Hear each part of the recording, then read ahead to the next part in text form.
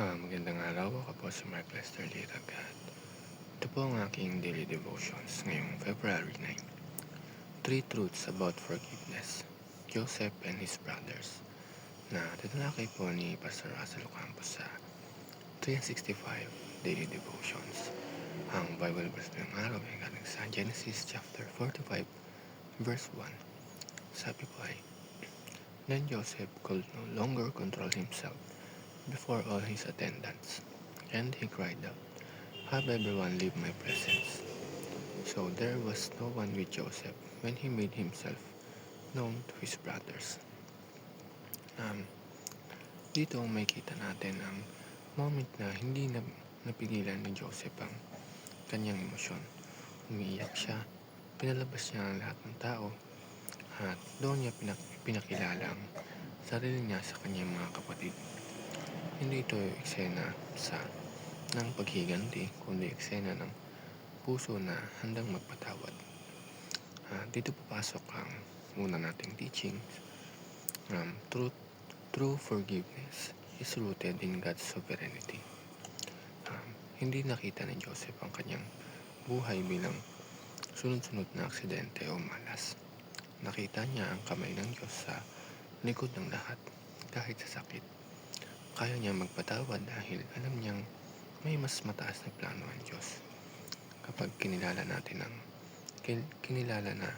natin na ang Diyos ang may kontrol, mas nagiging malinaw na hindi tayo biktima ng sitwasyon, kundi bahagi ng kanyang layunin. Pangalawa, true forgiveness sets others free from guilt. Sa halip na ipamukhaan sa kanyang mga kapatid ang kanilang kasalanan na ginawa kay Joseph, pinili ni Joseph na alisin ang kanilang takot at hiya.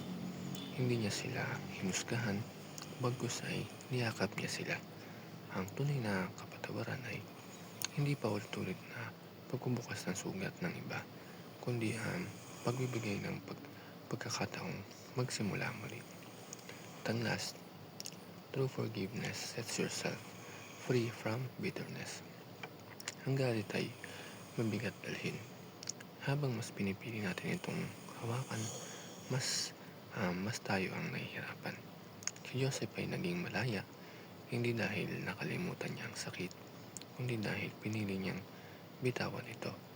Sa kapatawaran, pinalaya niya hindi lang ang kanyang mga kapatid, kundi pati ang kanyang sariling puso.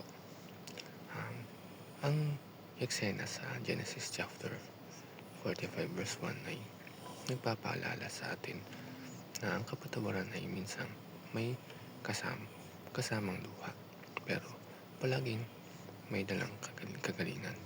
Kung may taong nakasakit sa atin, hindi madali ang magpatawad, pero sa tulong ng Diyos, posible ito.